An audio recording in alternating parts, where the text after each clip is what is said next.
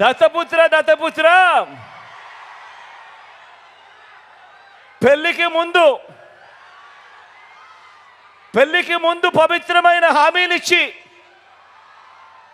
పిల్లలను పుట్టించి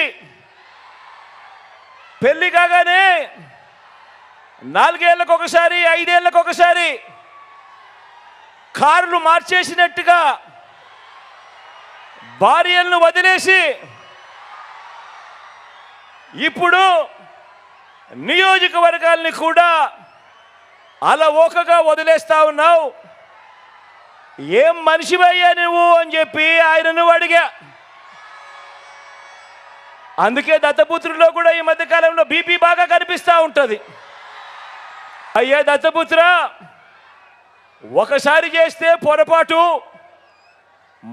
మళ్ళీ చేస్తే దాన్ని అలవాటు అంటారయ్యా దత్తపుత్ర. పవిత్రమైన సాంప్రదాయాన్ని నడి రోడ్డు మీదకి తీసుకురావడము, ఆడవాళ్ళ జీవితాలను చులకనగా చూపించడము ఘోరమైన తప్పు కాదా అని అడుగుతా ఉన్నాను. ఇది నేను అడిగితే తప్పు అట. నిన్ను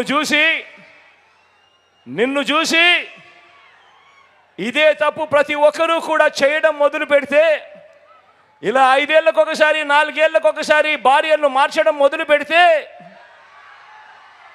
అక్క చెల్లెమ్మల బ్రతుకులేం కావాలి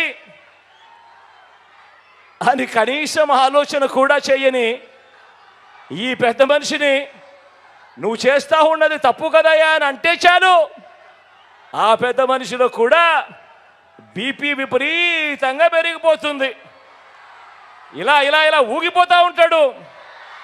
చేతులు ఊపేస్తాడు, కాళ్ళు ఊపేస్తాడు, తల ఊపేస్తాడు, అన్నీ ఊపేస్తాడు.